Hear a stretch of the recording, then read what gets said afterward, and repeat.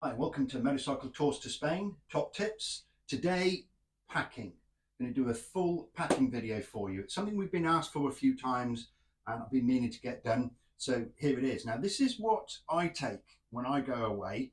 You can obviously adapt it and adjust it to suit what you want to take with you, but this is going to be everything that I take on tour.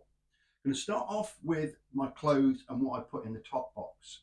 When I pack my top box, I do it in two parts. I have a ferry bag, which I want on top. So when I'm on the ferry, I can just whip that out. Now, already in my ferry bag, I've got a set of trainers. They're in plastic bags, and I've got a sweatshirt. Now, when I go on tour, whether it's for a long weekend or 2 weeks or even 3 weeks, I always take the same amount of stuff. I only pack enough clothes for 4 days, and I'll explain how I manage that in a minute. Now, I'm wearing what I would wear on tour. So I've got socks on, I've got trousers on, I've got a base layer, t-shirt and underwear. So that leaves 3 sets to pack. I'm only going to pack one set of socks and underwear in the ferry bag. The others go in the top box. 3 spare t-shirts, put one on the ferry bag, the other two in the top box. Spare base layers, depending what time of year it is, depends on how many base layers I take with me. I'm wearing one. Let's say we're going early or late season, I might take a spare pair. They go in the top box. The trousers I take are not jeans. I find them too heavy, too bulky, and definitely too hot when we go over there. So I like these cotton trousers with the zip off legs, so I can turn them into shorts if I want to. And I'll take 2 pairs of those. I may ride in them as trousers or I might ride in them as shorts. It really depends on the weather. And that's my spare pair. That goes to the top box. I might take a smart shirt, wear that on the ferry. It might not be too warm on the ferry, so I've got a rugby shirt. I'll put that in as well.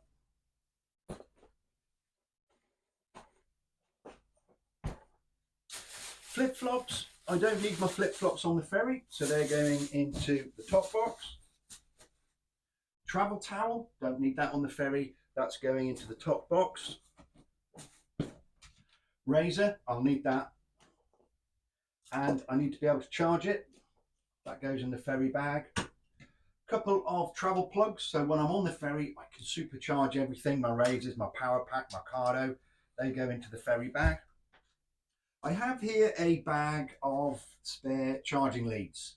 That'll go in the top box. I don't need that on the ferry. Spare pair of glasses or contacts, don't forget those. That goes into the top box. I've got a little emergency sewing kit there in case a button pops off. That goes into the top box. A small bottle of shower gel that'll last me 2 weeks, and if you're not in the middle of nowhere, I can always buy some more if I run out. Don't need that on the ferry. That goes in there. Toothbrush, toothpaste in there. A multi-tool Leatherman, that goes in the top box. Comb, not that I use it very often. Cotton buds, suntan lotion, small bottle, underarm, tweezers, nail clippers, any medication.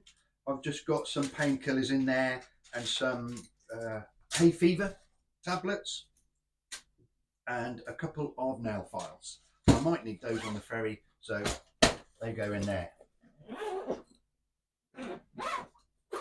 That ferry bag then goes on top of my other stuff in my top box, and it's not busting full.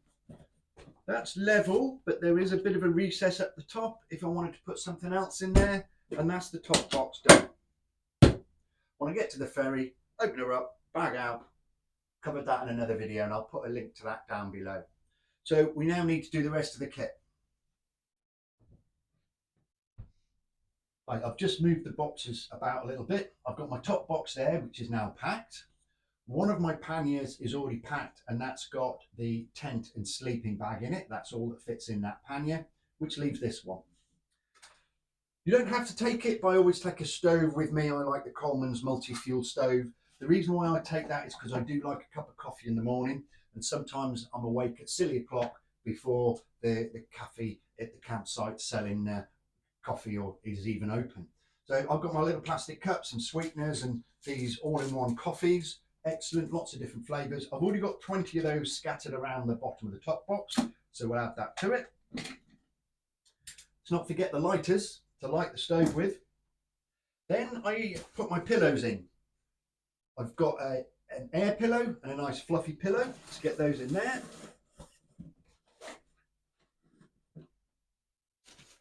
My bed. Old habits, toilet roll. Baby wipes. My kettle doesn't go in here, that goes on top of my top box, and I secure that down with a cargo net.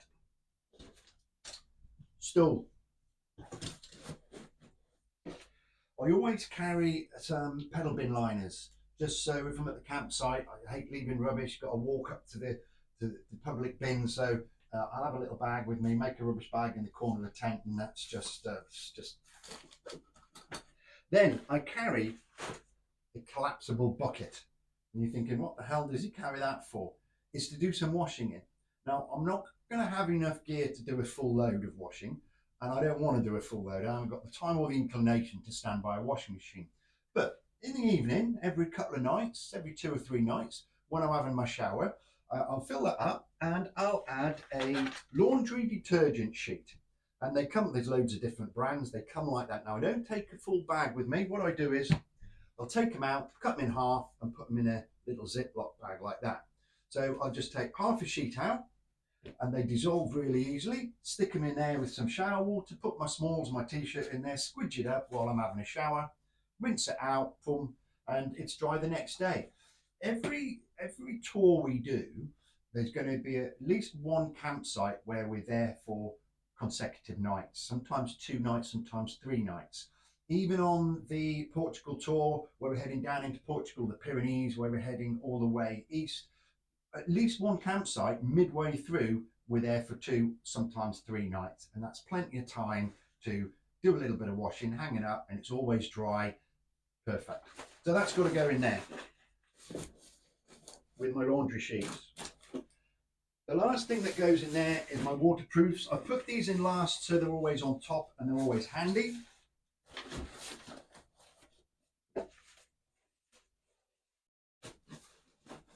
And that pannier is not busting either.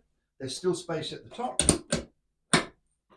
The other thing I'll take with me is a picnic blanket. It's just comfort.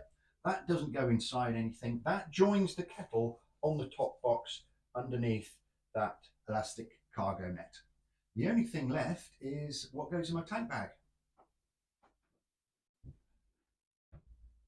This is my little tank bag. I find I don't need a big one. This suits me just great.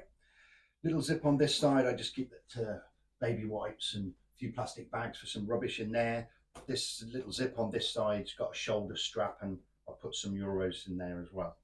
If we open it up, I've got a phone pocket there, which I don't keep a phone in that. What I've got in there are glasses, wipes. Just buy these from any supermarket. They're really cool, really handy and cheap as chips. In the lid, in this zip, I keep all my personal documents. I've not got them in there now, and I keep them in a seasick bag because a seasick bag is waterproof. So passport, driving license, ferry tickets, breakdown tickets, that kind of stuff, GHIC card will be in there, and that's in the lid, nice and safe, and also doubly protected and dry because it's in a seasick bag.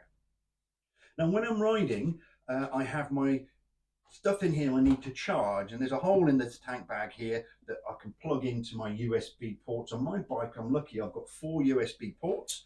So these are all the cables to keep stuff charged, like my phone, like my power pack. Super useful. That means that overnight when we've stopped, I've got power supply with those 3 USBs for my Cardo, my torch, more GoPro batteries, that kind of stuff. Rechargeable torch, GoPro batteries, this lock. We've seen this before. This is my little cable lock. My neck, what do you call these? Buff? Is that a buff? Chewing gum, lip sole, and some more glasses wipes. Oh, and a spare lighter. That's the tank bag. that's about it. That's almost everything I pack. I do have 2 small crash bar bags on the bike, and they permanently stay on the bike. On one side, I've got a first aid kit, and the other side, I carry extra tools. I've got a selection of tools in there. As a mechanic, I'd like to take a trailer with me and fill it full of stuff, but I can't. So I've got some basic tools there. I've got a compressor, and I've got a puncture repair kit for tubeless tyres. I can sometimes, not always, depending how bad it is, fix a puncture if you've got it in a tubeless tyre. If it's tubed, that's a different matter altogether because we've got to remove wheels and we've got to take tyres off, and we'll have to call the breakdown services to cover that one. I've got gaffer tape in there, I've got wire ties in there, latex gloves so I don't get mucky. One thing I would suggest is that if you're traveling, try and make sure your toolkit has got the ability to slacken off your rear spindle. So we can do chain adjustment. Not all manufacturers' toolkits supply that. So have a quick look, and if you haven't, it's worth carrying that with you. Now, I can't carry and guarantee to have all the tools to be able to tighten everybody's chain. I just haven't got the space. So even if you aren't a mechanic, it's worth making sure you can slacken your back wheel off. So even if you can't adjust your chain, somebody else might be able to. And that's about it, guys. Thanks for watching. Ride safe. Catch you later.